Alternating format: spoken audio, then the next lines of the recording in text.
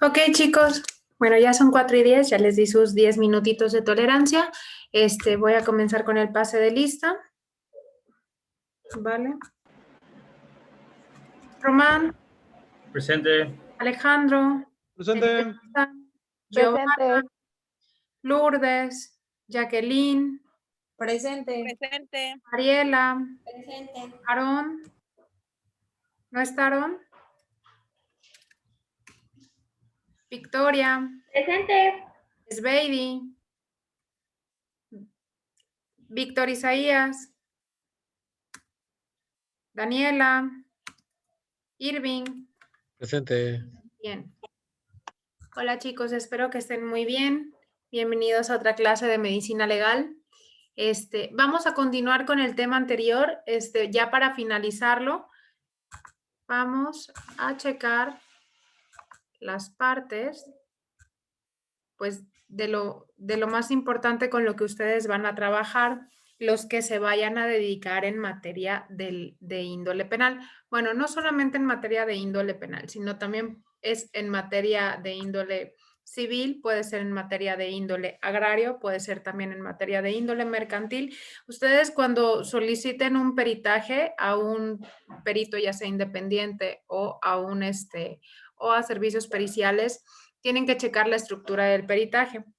Como en la clase anterior se los mencioné, si el peritaje no lleva ciertas características en específico, no tiene ninguna validez y va a entorpecer la investigación. Se tiene que checar pues el número de averiguación previa, se tiene que checar el número de oficio del solicitante y del registro interno, la autoridad principalmente que lo está solicitando, en este caso, si no es una autoridad pertinente, si estamos hablando de una investigación que la familia está iniciando, tiene que ser el abogado quien lo solicita, la fecha, muy importante, la hora y la fecha en la que se van a presentar los peritos en el lugar de los hechos, desde que estos arriban al lugar, ¿sí? Los antecedentes, la ubicación del lugar de los hechos, el estado del tiempo es muy, muy importante.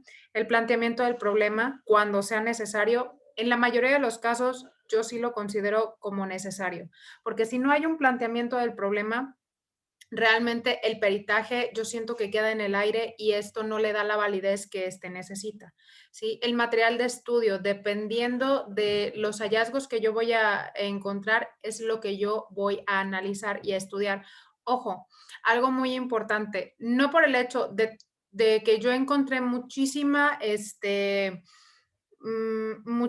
indicios, significa que estos tengan una relación directa con mi escena de hecho o, mejor dicho, con mi lugar de intervención. Por ejemplo, si yo llego a un lugar cerrado que es una habitación y tengo un buró, una mesita, no sé, hay un lago hemático, encuentro sustancias psicotrópicas, pero también encuentro que, pues, no sé, a lo mejor la persona se resbala, cae, se golpea la parte craneal y ahí fallece, ¿no? Tal vez las sustancias psicotrópicas no tengan una relación directa con el hecho, pero de todas maneras hay que llevarlas. No se va a llevar, por ejemplo, si se encuentra una gran cantidad, no sé, de algún estupefaciente como cocaína, no se tiene que llevar toda la bolsa. Sí, solamente se va a llevar el análisis para una pequeña parte. Igual si hay un colchón, no se lleva todo el colchón para analizar al laboratorio, se recorta una parte y se lleva para su análisis. Dependiendo, les digo, de la naturaleza del indicio, es lo que yo voy a analizar y es lo que ustedes van a pedir como abogados, ¿sí? No tienen que pedir el análisis detallado de todo. ¿Por qué? Porque quita tiempo, dinero y esfuerzo. Y créanme que cuando se tiene muchísimo trabajo, esto por tratar a veces de sacar el trabajo entorpece la investigación y no se realiza una buena investigación y el trabajo no se lleva de manera correcta, ¿ok? La toma de muestras, si así lo requiere el caso, por ejemplo, en materia de las pruebas de rodisonato de sodio para materia de balística, que son las que se realizan en la parte de las manos, en materia de exámenes de violación, que son pruebas de ADN, sangre, sudor, saliva o semen, sí se tiene que realizar un comparativo. En materia de homicidios, cuando se encuentra un cuerpo o cuando hay alguna persona que se encuentra desmembrada, sí se tienen que tomar las muestras a los familiares, ya sea de sangre, ya sea de cabello, ya sea muestras de células epiteliales en materia de la parte bucal, se tienen que realizar este tipo de muestras. ¿Qué metodología voy a utilizar? Yo por ahí les había ya hablado en políticas públicas de lo que era el método científico. Por lo regular, pues se utilizan métodos inductivo y deductivo. ¿Sí? ¿Por qué? Porque analizamos desde lo particular a lo general y desde lo general a lo particular. Hay veces que se realizan o se trabajan con métodos experimentales, ya sean en hechos de tránsito terrestre, cuando se trabajan con revenidos químicos o cuando se tienen que trabajar de alguna manera ciertas características. Entonces, es muy importante. ¿Qué otra cosa me faltó por aquí adjuntar? El peritaje también debe de llevar anexos. ¿Qué son los anexos? Las fotografías. Si se tomó el número de identificación vehicular, lo tiene que llevar. Si, por ejemplo, se tomaron las huellas decadactilares, la ficha de huella decadactilar tiene que ir en el peritaje. Si se tomaron muestras laboratoriales, el número de serie de cada una de las muestras laboratoriales.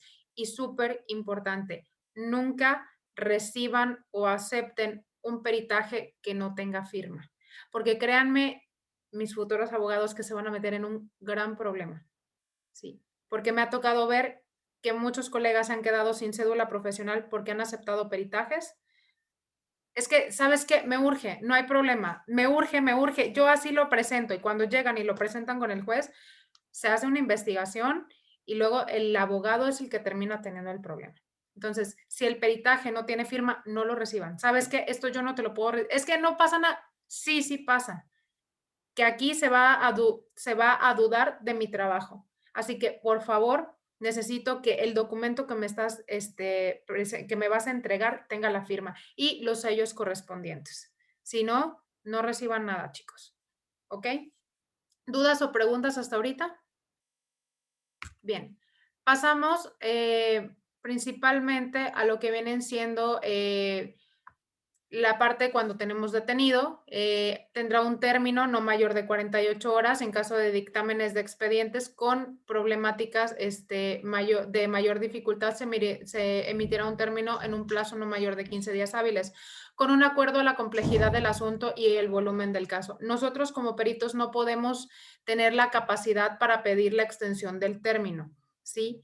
Pero esto lo tienen que realizar ustedes. Cuando el perito se acerque con ustedes y les diga, abogado, necesito que el término se extienda, ustedes tienen que ir con el juez y solicitarlo. ¿Por qué? Porque a lo mejor la naturaleza del indicio que yo voy a analizar necesita más tiempo. Por ejemplo, en una prueba de ADN que se hace con PCR, anteriormente se tenía que poner a trabajar la muestra para poder replicarla con una bacteria que se llama E. coli. La E. coli trabajaba entre 72 o a veces hasta en una semana tardaba en estar. Sí, ahorita que es PCR y que ya se trabaja con TAC polimerasa, que es un polímero más rápido y de una acción de 24 horas, la prueba está muy rápido, pero a veces hay un entorpecimiento. La muestra que yo voy a analizar a lo mejor, no sé, se echó a perder, no me llegó completo, se pudo haber roto el vasito precipitado, se pudieron haber alterado porque no sé, se mezclaron con agua, mil cosas. Entonces, muchas veces es necesario, a lo mejor el objeto que yo voy a analizar no me lo pueden dar en ese momento porque todavía está sujeto a cadena de custodia y la cadena de custodia no la puedo romper porque es un problema y me voy a meter en más conflictos. Entonces, por eso es la solicitud para que el término sea ampliado y eso lo van a pedir ustedes, nada más. ¿Ok? Aquí tenemos lo que vienen siendo los tipos de pruebas de sangre. Hay de dos tipos, las confirmatorias y las presuntivas. ¿Sí? Las presuntivas son las que se van a realizar en ese momento en el lugar de intervención. ¿Quién la va a realizar? Pues el perito. Ustedes tal vez a lo mejor vayan en una inspección ocular por parte de la fiscalía si es que ahí están desempeñando sus actividades, ¿sí? Puede ser que llegue el perito, comience a rociar un tipo de sustancia, posteriormente apagan las luces y pasan una lámpara luminiscente. Bueno, ¿y eso como para qué? Es para determinar si efectivamente en la habitación pues había sangre. Antes a esta técnica se le llamaba técnica de luminiscencia, ahorita se llama Blue Star. El Blue Star es un revelador mucho más noble, menos tóxico y que trabaja con muchísima más rapidez que con la anterior técnica, ¿sí? También tenemos otras técnicas para trabajar, por ejemplo, tenemos el agua hemático, pero pues como quiera hay que confirmar que efectivamente lo que yo voy a levantar es sangre. Tomo mi muestra con un hisopo, posteriormente la levanto y pongo un poquito de bencidina, que es una sustancia. Si la bencidina pues se da una coloración entre rosa y violeta, efectivamente es sangre. Ya nada más, tomo otra muestra o con una pipeta tomo yo lo que necesito y envío al laboratorio. Obviamente todo eso voy a llevarlo en una bitácora. ¿Cómo lo vamos a plasmar? ¿Cómo lo vamos a plantear nosotros los peritos? Lo vamos a llevar de tres maneras. Tenemos la responsabilidad de ponerlo dentro del peritaje de manera escrita, de manera oral, mediante una grabadora y posteriormente también con la fijación fotográfica. Y algo muy importante, ya no se utiliza porque hay nuevos programas, pero antes se utilizaban maquetas y se presentaba para hacer lo que venía siendo la recreación, ¿no? De lo que había pasado, ¿sí? Les platico un poquito sobre lo que son las pruebas confirmatorias. Las pruebas confirmatorias son las que practican para determinar de manera certera el origen de una muestra. Por ejemplo, ahorita que está pasando con lo del COVID, hay unas pequeñas pruebas en donde das una pequeña muestra de sangre y ahí pues te dice si tienes o no tienes COVID. Es igual que una prueba de embarazo. Vas,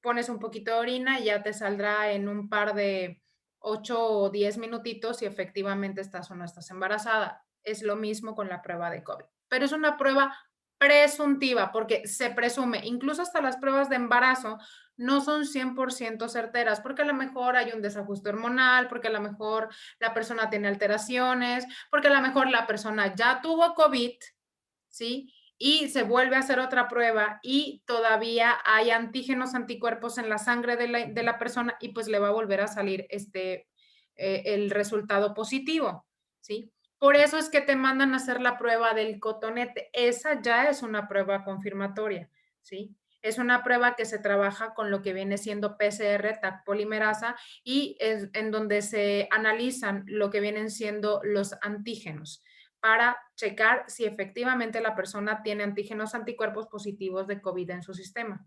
Es exactamente lo mismo, ¿sí? Ya en el uso del microscopio, la formación de cristales y pruebas inmunológicas es a lo que llamamos Teichmann y Takamaya, nos van a dar la confirmación de que efectivamente se está tratando de sangre lo que yo estoy analizando. Hagan de cuenta que ustedes ponen la muestra en el portaobjetos. Yo quería hacer esta práctica con ustedes, pero ya no se pudo. Ponemos esta pequeña muestra, se pone el otro portaobjetos, se analiza y son pequeños cristales lo que se va a ver y efectivamente de lo que yo estoy hablando, pues es de sangre. Igual con la prueba de semen, igual con la prueba de humor vítreo, igual con la prueba de vómito y demás. Con todas las muestras serológicas, una vez que yo ya las levanté, las embalé y las envié al laboratorio, el laboratorio me va a confirmar que efectivamente es de lo que yo tenía la presunción, ¿sí? Entonces, es muy importante realizarlo.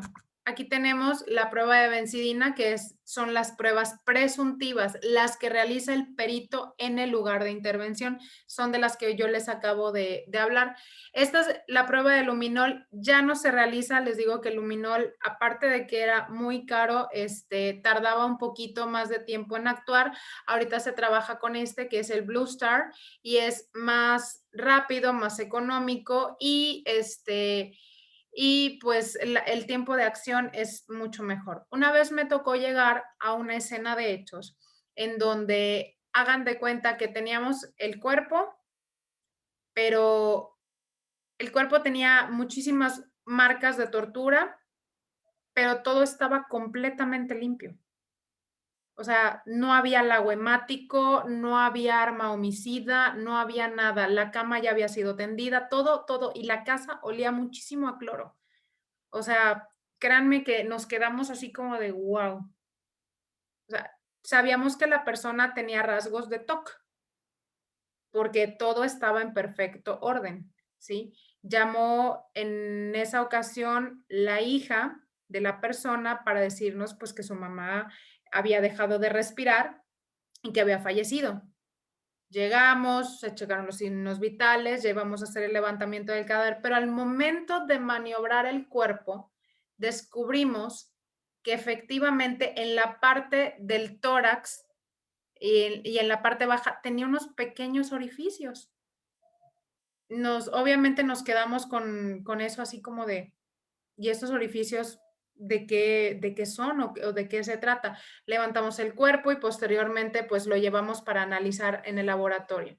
No había sangre por ningún lado. Obviamente cuando llegamos y se hace la necrocirugía de ley, porque había sospechas, la hija estaba muy empeñada que había sido causas naturales, porque ella era enfermera y eran causas naturales y le había dado un infarto, y nada más quería sacar el certificado de defunción para que ya le pudiera dar cristiana sepultura a su mamá y pudiera cremarla y posteriormente ya acabar con todo esto. Pero pues obviamente nosotros teníamos esta pequeña inquietud, que eran esos pequeños orificios que tenía ella en la espalda, porque eran más de 15 y eran muy pequeños.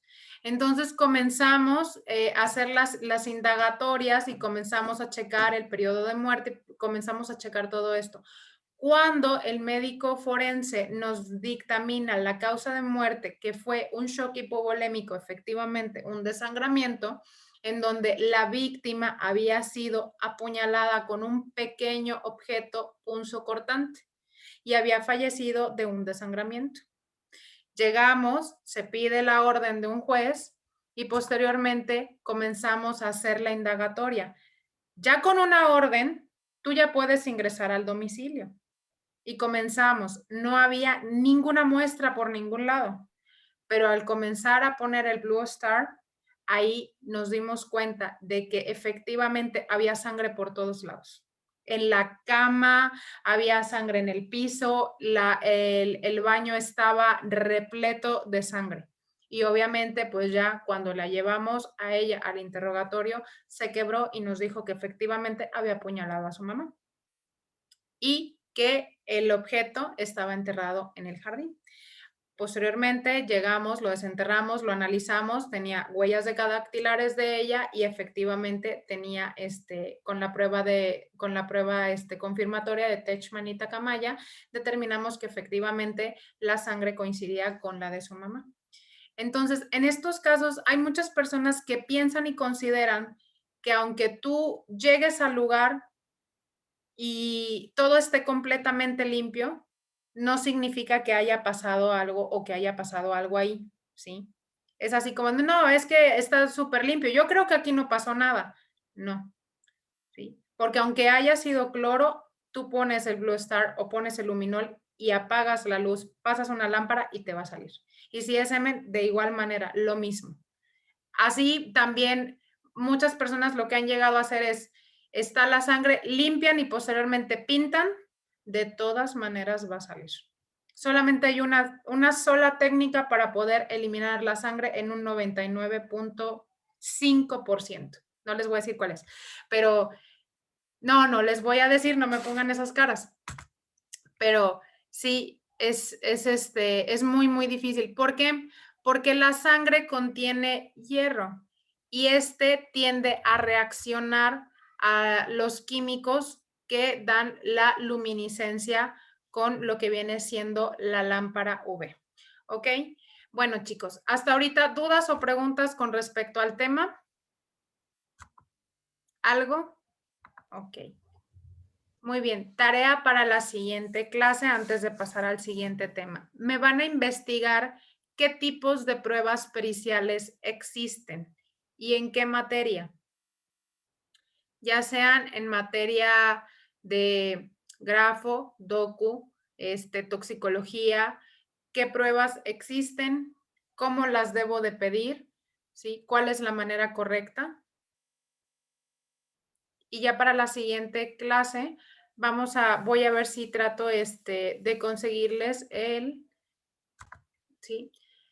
Después, después de este tema vamos a trabajar con esta maqueta que yo les hablé el primer día de clases, ¿ok? Es muy importante para mí que vayan aprendiendo las partes del cuerpo humano, no en su totalidad, no quiero que me describan el hueso, cuántas partes tiene y todo esto, pero sí la parte básica para que cuando ustedes hagan la descripción de las lesiones, sepan de qué parte está tratada la misma lesión, ¿ok? ¿A qué les suena, chicos, las palabras traumatología forense? A golpes. A golpes, muy bien. Sí.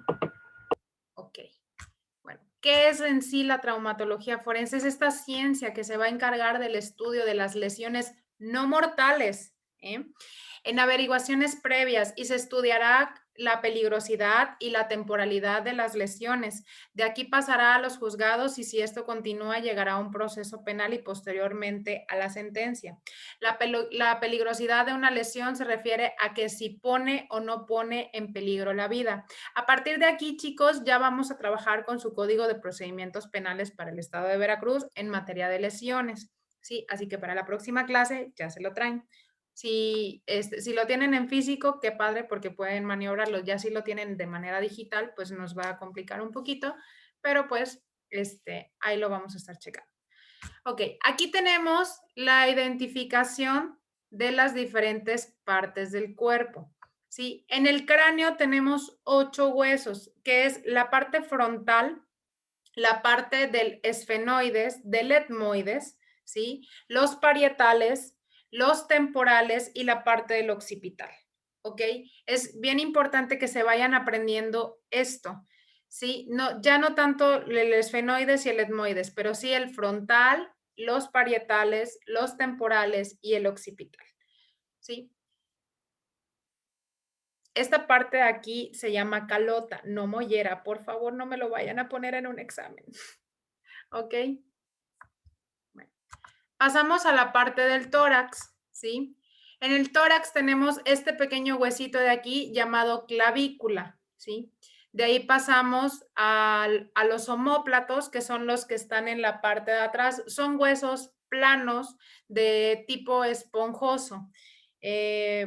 Bueno, si hubiéramos ido a la exhumación, hubiéramos checado que los huesos en la parte interna tienen como unas pequeñas capitas.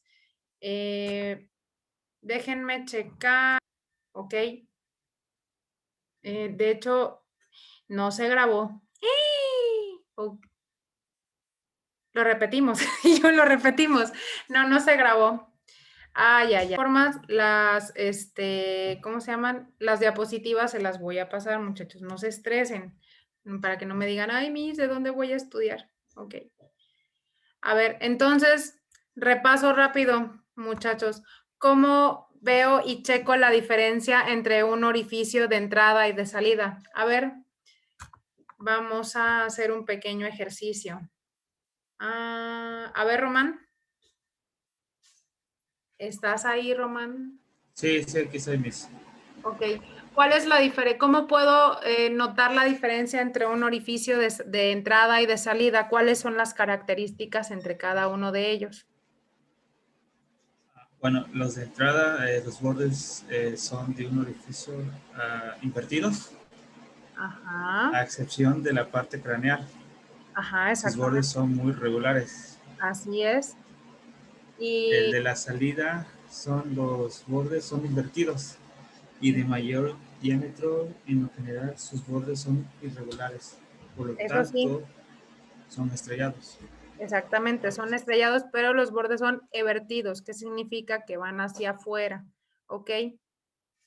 Acuérdense, entrada, invertidos, salida, evertidos, o sea, hacia afuera, ¿ok? Y la característica de cada uno de ellos. Pasando a lo que vienen siendo las lesiones punzocortantes. Aarón, ¿cuáles son las características de las lesiones punzocortantes? Aarón. Que las lesiones punzocortantes. Ujú. ¿No me puede poner la diapositiva de nuevo, Miss? Ok, se los vuelvo a pasar nuevamente. Ok.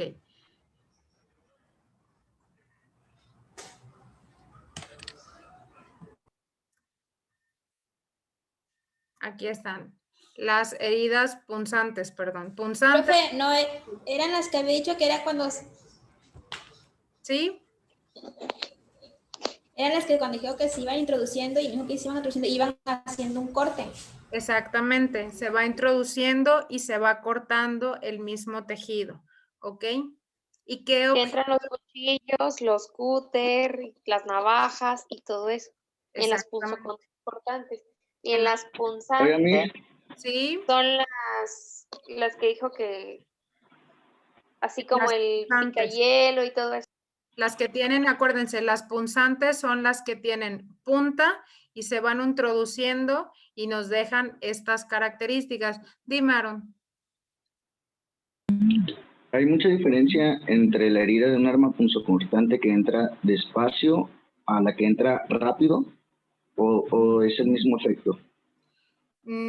Ahí es una buena pregunta. Dependiendo de la velocidad que tú le vayas a poner al objeto que vas a introducir en el cuerpo de una persona, por ejemplo, tú puedes tomar un picayelo y meterlo varias veces al cuerpo de una persona y nos puede dejar heridas punzantes si es que lo realizas de manera rápida y continua, ¿ok? Pero si tú estás, no sé, en un periodo de ira o muchas veces las personas llegan a tener este periodo en donde se ciegan. El mismo picayelo lo pueden meter continuamente en el cuerpo de otra persona y hacer, no sé, en la misma herida, una, dos o tres, y llegar a hacer que las heridas se comuniquen, ¿sí? Por ejemplo, una vez me tocó ver un hombre con 35 puñaladas en la parte del tórax, en la parte frontal del tórax. Entonces, ¿cómo eran? Eran heridas punzantes, sí, pero tenían muchísima fuerza. Había sido un crimen pasional. Tenían muchísima fuerza, y demasiada saña con las que habían sido realizadas. Entonces, los mismos orificios, haz de cuenta que se conectaban con otros pequeños orificios y en algunas se tuvo que dictaminar que también podían ser como heridas punzocortantes, a pesar de que esto se había realizado con un picayelo, ¿sí? ¿Por qué? Porque había una interconexión entre las mismas heridas, ¿sí? ¿Ya contesté a tu pregunta? Sí, bueno, es que también hay distintas formas, ¿no? Porque yo lo estaba pensando más como un objeto punzocortante, un ejemplo, el picayelo, Ajá. que lo calientan a cierto grado de temperatura y lo introducen lentamente para causar más dolor. Claro, bueno, es que ahí ya también entraría como una quemadura, sí, que eso lo vamos a ver más adelante. Hay diferentes clasificaciones para las quemaduras, desde primer, segundo y tercer grado. Ahora sí, el grado de sadismo, que es ya entrando un poquito en la parte criminológica, que viene siendo la introducción de una herida, puede ser una herida en donde no se, en donde, es Brady salió, ok, en donde recuerden, puede ser que se introduzca, pero no se llegue a ningún órgano vital con la finalidad de solamente causar el dolor, más no causar la muerte del individuo. En este caso, estas heridas son bastante peligrosas porque las heridas punzantes pueden llegar a perforar un órgano vital, ya sea un pulmón, hígado, el corazón, páncreas, estómago, y la persona puede llegar a fallecer por un shock hipovolémico. ¿Por qué? Porque se desangra. Muchos dicen, es que es una herida pequeña, no le tomes importancia. Sí, pero, por ejemplo, hay desarmadores hasta de, no sé, 35 centímetros, en donde estos dejan lesiones considerables, ¿ok? Si es un desarmador de cruz y lo llegan a introducir de manera directa en el cuerpo de otro individuo, obviamente va a perforar un órgano vital y va a causar probablemente el fallecimiento de una persona si ésta no recibe la atención médica necesaria o inmediata. ¿Ok? Entonces, cabe señalar que sí, la herida punzante puede llegar a clasificarse como herida punzocortante, ¿sí? Si esta se hace de manera continua y la presión y también la fuerza con la que se vaya a realizar. ¿Ok? Pero hay una diferencia de las características, los orificios. ¿Ok?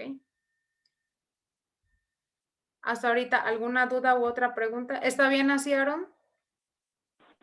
Sí, ya lo entendí bien. Ok.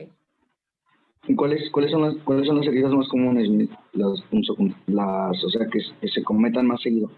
Las que se cometen más seguido son las punzocortantes, que efectivamente se utilizan cúters, vidrios, cuchillos, navajas, machetes, prácticamente son las más comunes.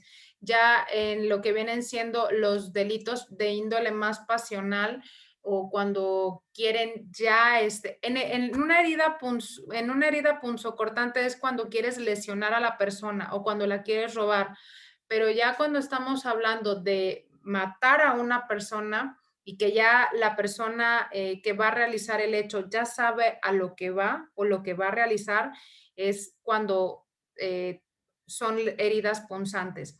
Aquí por lo regular en las heridas punzocortantes todavía nos llegaban lesionados, pero ya cuando era una persona con heridas punzantes ya era una persona que ya había fallecido. ¿Por qué? Porque te vuelvo a repetir, ya es un picayelo, ya es incluso utilizan estas varillas que se me estaba pasando, estas varillas que son para la construcción, que tienen punta y que tienen óxido, las introducen en el cuerpo de otra persona y esto llega esto llega inmediatamente a causar la muerte de la persona, no solamente porque estás perforando un órgano vital, sino porque en ese momento le da una sepsis a la persona. ¿Por qué? Porque lleva un grado de contaminación por el óxido de la misma varilla. Estas heridas, las punzantes, también son muy comunes en las instituciones penitenciarias. ¿Qué es lo que hacen? Los cepillos de dientes los cortan y los van afilando hasta que logran hacer una punta.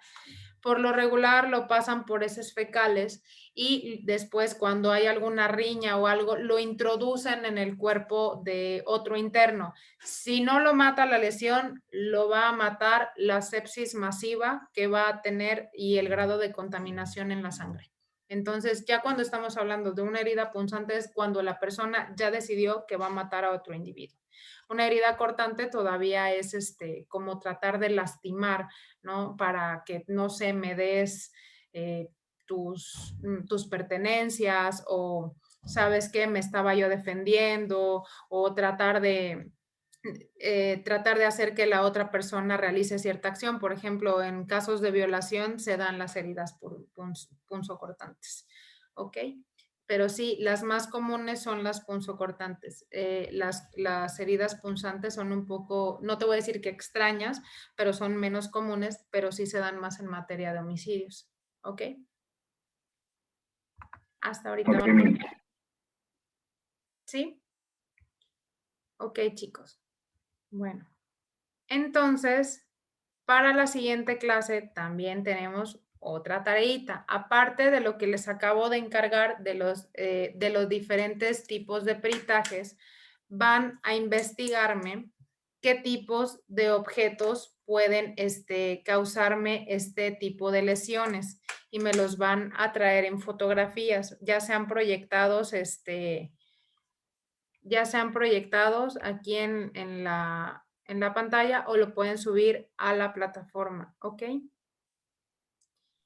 Y Maestra, ¿esas tareas para cuándo son? para la siguiente semana, o sea, para el jueves de la siguiente semana, o sea, tienen una semana completa para trabajarla, ¿sale? ¿Va a Ok, subir gracias. los apartados para subir la tarea?